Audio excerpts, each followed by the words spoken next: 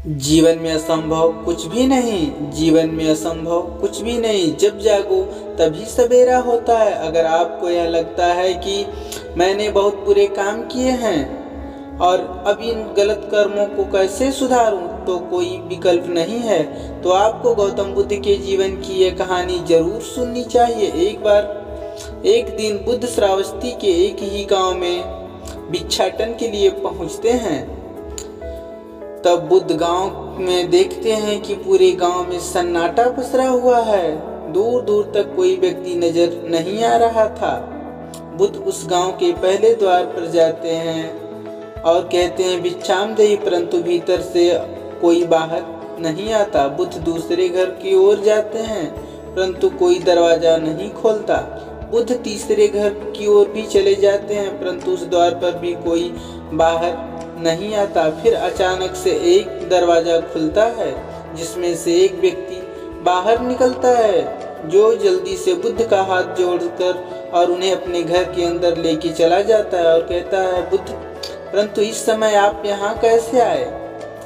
उंगलीमाल को यह देखकर कि सीमा पर देखा गया, सभी गांव वाले डर के मारे अपने अपने घरों और खिड़कियों दरवाजे बंद करके बैठे हैं। बुद्ध उस व्यक्ति से पूछते हैं, कौन था ये उंगली वाला और उसमें इतना भय क्यों? वह व्यक्ति कहता है, उंगलीमाल एक राक्षस है। उसे जो भी मनुष्य मिलता है, बच्चा, वृद्ध, स्त्री, पुरुष, यहाँ की कोई सन्यासी भी, तो उसको मार देता है, छोड़ता नहीं। महाराज प्रसन्नतजीत सैनिक भी उससे डरते हैं। बुद्ध उस व्यक्ति से पूछते हैं, क्यों यह सब धन के लालच में? वो व्यक्ति कहता, नहीं, धन का कोई लालच नहीं है। वो जब भी किसी मनुष्य पर वार करता है तो उसकी उंगली काटकर अपने गले की माला बनाता है, इसलिए उसका नाम उंगलीमाल पड़ गया है। और यह भी सुना है कि जब उसके गले की महंगी जाएगी तो उसकी विनाश शक्तियाँ भी बढ़ जाएगी। बुद्ध कहते हैं, आभार आपका जो आपने मुझे इसके बारे में बताया। फिर वह व्यक्ति बुद्ध से कहता है, हे कृपालु, आप बाहर न जाइए, क्योंकि आप पर भी वार कर सकता है। बुद्ध कहते हैं, भय में अपनी राह मत छोड़ो, ऐसा कभी नहीं होगा। मुझे भिक्षा मांगता देख जन जन के हृदय में उंगलीमाल का भय कम होगा। फिर वह व्यक्ति कहता है, नहीं बुद्ध, आप मत जाइए, वो बहुत ही ज़्यादा खतरनाक है। बुद्ध कहते हैं, वो खतरनाक नहीं बल्कि दुखी है और मुझे उसके पास जाना होगा, क्योंकि मेरी आवश्यकता है। इतना कहकर बुद्ध उस व्यक्ति के पास चले जाते हैं। कुछ दूर चलने के बाद बुद्ध ने वन में प्रवेश करते वन के चारों ओर सन्नाटा छाया होता है।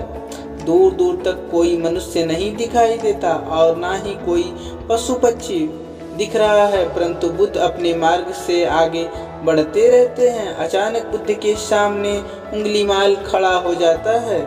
उसका रूप इतना डरावना होता है कि कोई भी व्यक्ति उसे देखकर ही भयभीत हो जाएगा। उसके गले में उंगलियों की माला होती है, चेहरा और हाथ रक्त से सने होते हैं और शरीर बलशाली होता है। उसका रूप इतना भयानक होता है कि साधारण व्यक्ति के प्राण तो उसे देखते ही निकल जाएंगे, परंतु बुद्ध ने उंगलीमाल इस डरावने रूप का कोई भी असर नहीं होता। बुद्ध कुछ क्षण तक शांत मुस्कुराहट के साथ उंगलीमाल की तरफ देखते हैं और फिर उसकी बगल में निकलकर अपने मार्ग की ओर बढ़ जाते हैं। बुद्ध को ऐसा करते देख उंगलीमाल को यह समझ नहीं आता कि उसके हाथ से वह मन सोचता है कि मुझे देखकर लोग तो भाग जाते हैं, या मुझे देखकर लोग मर जाते हैं, या फिर मुझसे अपने प्राणों की भीख मांगने लगते हैं। मैंने कई सन्यासियों को भी मारा है, परंतु मैंने आज तक कोई ऐसा व्यक्ति नहीं देखा जो मुझे देखकर आगे बढ़ जाए। इससे मुझे ध्यान नहीं दिया होगा, या फिर हो सकता है कि परंतु मुझसे इससे क्या, मुझे अपनी उंगलियों की माला पूरी करनी है। उंगलीमाल बुद्ध को आवाज लगाता है, हे साधु, रुक फिर भी बुद्ध उंगलीमाल की बातों को नज़रअंदाज कर कर अपने मार्ग की ओर आगे बढ़ने लगते हैं। उंगलीमाल और ज़्यादा क्रोध में होकर बुद्ध को आवाज़ लगाता है, हे साधु रुक। फिर बुद्ध उंगलीमाल को फिर से नज़रअंदाज करते अपने मार्ग की ओर बढ़ते चले जाते हैं। उंगलीमाल तीसरी बार भी बहुत ज़्यादा क्रोध में आवाज़ लगाता है, हे साधु रुक। फिर बुद्ध रुकते हैं। उंगलीमाल बुद्ध के पास चला जाता और कहता है, मेरे आदेश देने के बाद भी तू क्यों नहीं रुका? बुद्ध कहते हैं, मैं तो बहुत पहले ही रुक चुका हूँ, तुम भी चलते जा रहे हो। उंगलीमाल में समझ नहीं आ पाता कि बुद्ध क्या कह रहे हैं, परंतु वह इतना जरूर समझ जाता है कि सामने खड़ा भी कोई नहीं डर सकता। तो उंगलीमाल बुद्ध को डराने की चिल्लाकर पूछता है, हे साधु मुझसे तुम्हें डर क्यों नहीं लग रहा है? मैं आदिमानव हूँ। बुद्ध कहते हैं, नहीं तुम मानव हो। बुद्ध की यह बात उंगलीमाल के हृदय पर लगती है। वह पहली बार यह सुना है कि कोई उसे मानव कहता, परंतु नज़रअंदाज करने का प्रयास करता है और बुद्ध से पूछता है, हे साधु तूने क्यों कहा? तू कब का रुक चुका है? अब तू तो चल रहा है, तूने क्यों कहा कि मैं नहीं रुका? बुद्ध कहते हैं, मैं बहुत पहले ही रुक चुका, यानी मैंने ऐसे सारे बुरे कृत्य करना पहले छोड़ दिया है जिससे किसी के व्यक्ति को कष्ट पहुंच न सके। सब जीना चाहते हैं, बस तुम्हें करुणा में देखने का प्रयास करो। बुद्ध के यह शब्द दोबारा से उंगलीमाल के हृदय पर चोट करते हैं, परंतु वह दोबारा से बुद्ध की बातों को नज़रअंदाज करने का प्रयास करने लगता है। इस बार वह क्रोध में होकर बुद्ध की गर्दन अपनी कटारी पर रख देता है, जो लोगों की हत्या करता था, और बुद्ध से चिल्लाकर कहता है, नहीं मानव मैं ना प्रेम और ना ही करुणा, सिर्फ छल और कपट, इसलिए मैं सबकी हत्या करूंगा और किसी को जीवित नहीं छोड़ूंगा। बुद्ध कहते हैं, तुम लोगों को बहुत दुख दिया है। उंगलीमाल क्रूरता मनुष्य ज्ञान के कारण ही करता है। ईर्ष्या दोष मोह माया की सभी अज्ञान की ही संतानें हैं, परंतु वह व्यक्ति ही है जिसमें दया करुणा सद्भाव और समझ का उद्भव कम होता है। यह निठुर लोग जो दयावान भी हैं, बस तुम्हें अपनी आंखों से अंधेपन की इस पट्टी को हटाना पड़ेगा, तुम्हें केवल बुराई ही दिखाई दे रही है। तीसरी बार बुद्ध के सामने उंगलीमाल का खुद अपने संवट इसके समझ नहीं आता कि पहली बार उसे अपना आपा इतना कमजोर क्यों महसूस हो रहा है।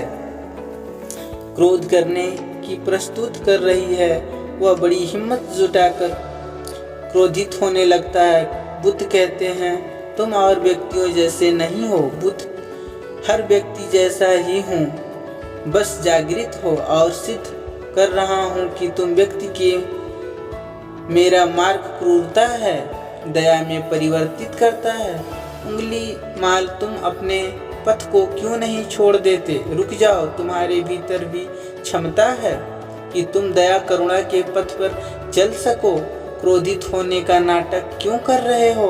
कटारी जमीन पर गिर जाती है और उनकी आंखों में आंसू बहने लगते हैं। भला कोई कब तक युद्ध को अनदेखा करेगा? उंगलीमाल रोते हुए बुद्ध से पूछता है, क्या आप वही हैं जिन्हें लोग बुद्ध कहते हैं, जो लोगों को मुक्ति के मार्ग पर चलना सिखाते हैं? इतना सुनते ही उंगलीमाल के हाथ से मुक्ति के मार्ग पर जाना चाहता हूँ। फिर उंगलीमाल कहता है, परंतु अब बहुत दूर निकल गया हूँ, मैंने बहुत हत्याएं करी है और बहुत पाप किया हूँ। अब मैं चाहकर भी वापस नहीं लौट सकता और मेरा वापस लौटना अब असंभव है। बुद्ध कहते हैं, असंभव कुछ भी नहीं होता, जब जागो तभी सवेरा। उंगलीमाल कहता है, हे प्रभु जीवन और में नहीं मोड़ है।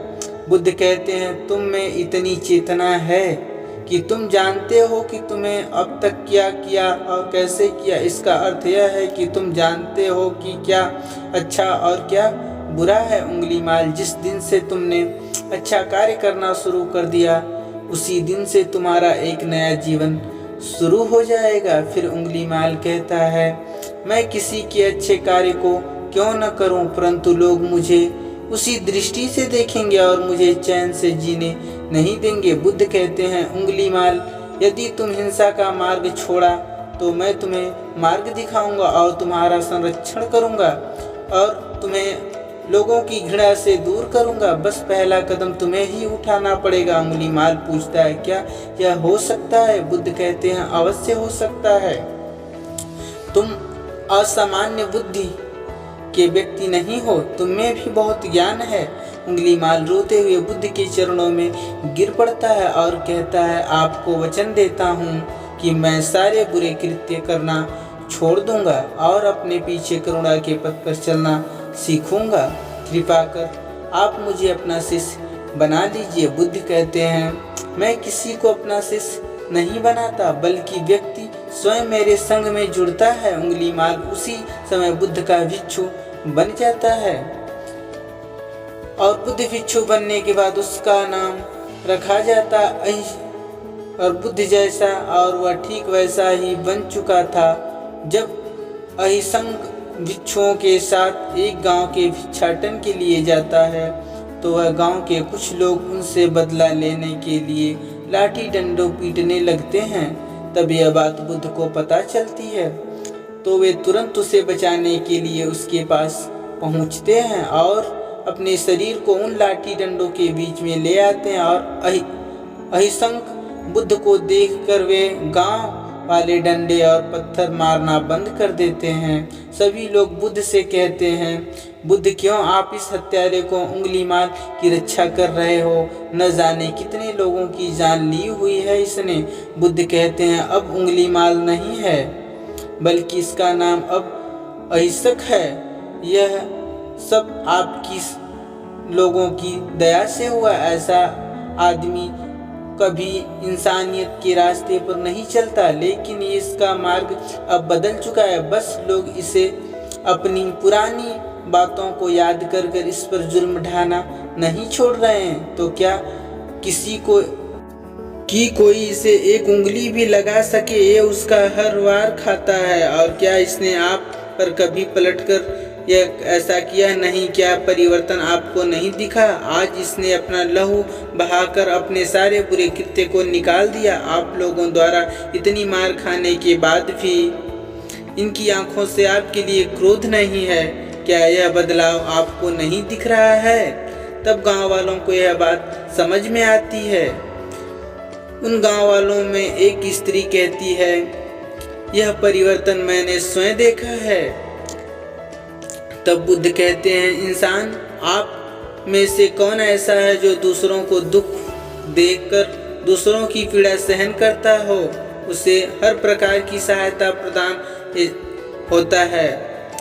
2 दिन पहले एक व्यापारी अपनी पत्नी को लेकर जा रहा था और उसकी पत्नी प्रसव पीड़ा से व्याकुल थी।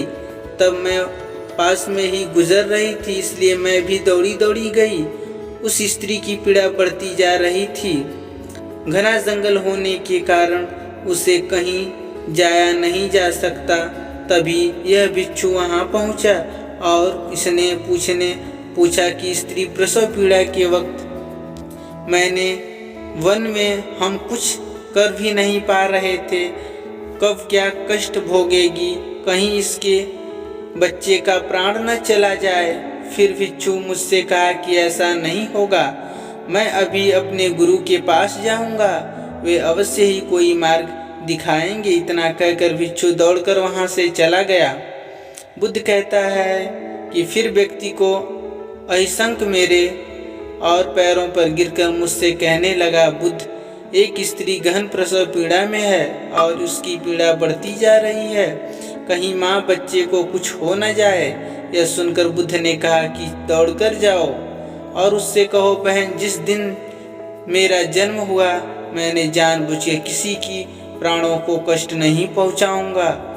तेरे सत्कर्म तुम्हारा सुरक्षा कवच बने और हर आपके शिशु की रक्षा करे। अहिंसक ने यह बात परंतु अतसम होगा, बुद्ध सत्य है, मैंने आज तक बहुत प्राणियों को कष्ट पहुंचाया है। यदि मैंने ऐसा कहा तो वे माता और शिशु उसी क्षण प्राण त्याग देंगे। फिर बुद्ध ने कहा, तो तुरंत जाओ और स्त्री से कहो, बहन, जिस दिन एक नया जन्म हुआ मैंने सभी बुरे कृत्यों को छोड़ दिया और दिन में मैंने किसी प्राणी को कष्ट नहीं पहुंचाया और मेरे सत्कर्म आपका सुरक्षा कवच बने और आपके शिशु की रक्षा कर। फिर अहिंसक ने बुद्ध से पूछा कि क्या मेरे सत्कर्म उन्हें बचा लेंगे? बुद्ध ने कहा कि अवश्य तुम्हारी अपनी कमाई है, या तो तुम्हें अपने लिए बचा के रखो या फिर किसी पराये पर खर्च कर दो। अपने कमाए सत्कर्म को किसी पर न्यौछावर करने से पहले अहिंसक ने एक क्षण नहीं सोचा और वो उसी समय उस स्त्री और उसके शिशु को जान बचाने के लिए वहां चला आया। वो स्त्री कहती है कि हाँ, यह बिच्छू दौड़कर वहां आया और अभी वो स्त्री गहन पीड़ा से जूझ रही थी। इतने में अपने दोनों हाथ जोड़कर आंख बंद करके कहने लगा, बहन, जिस क्षण मैं बिच्छू उस क्षण बाद मैंने कोई भी कृत्य नहीं किया जिसकी किसी प्राणी पर कष्ट नहीं किया। मेरे सत्कर्म आपके लिए सुरक्षा कवच आपकी और मेरे शिशु की रक्षा करेगा। कहते हैं उस स्त्री ने अपने बच्चों को जन्म दे दिया। फिर बुद्ध कहते हैं कि दूसरों के दुख से दुखी होने वाला व्यक्ति अहिंसक कैसे किसी को दुख दे सकता है? यदि भिक्षु मन का सच्चा ना होता तो वह स्त्री कब के अपने प्राण त्याग चुकी होती। फिर अहिंसक ने बुद्ध से कहा कि इन्हें मत रोकिए बुद्ध, इन्हें मारने दीजिए और तब तक मारिए इनके क्रोध शांत न हो जाए। फिर बुद्ध अहिंसक से कहते हैं, कर्म और गुणों के भंडार हो तुम, आज तुमने अपने नाम का अहिंसक को सिद्ध कर दिया है। बुद्ध स्त्री बात को सुन के सभी गांव वाले, आप सही कह रहे हो बुद्ध, यही अहिंसक को कहने लगते हैं। हम इस कहानी से हमें यह सीखने को मिलता है कि लोग सोचते हैं कि जिन्होंने बहुत बुरे और गलत काम किए हुए हैं अब वह गलत कामों को छोड़कर सुधर नहीं सकते, उनके आगे कोई विकल्प नहीं। गौतम बुद्ध कहते हैं, आपने अब तक कितने भी बुरे काम क्यों न किए हुए होंगे, लेकिन अगर आप एक विचार को मन में ठान लो और अब मुझे कुछ नहीं करना है, वही विचार आपके रूपांतरण का कारण बन सकता है। पर सबसे ज़रूरी बात यह है कि क्या आप पहला कदम उठाने के लिए तैयार हो। यह कहानी आपको कैसी लगी? हमारे चैनल को सब्सक्राइब जरूर करें, कमेंट भी।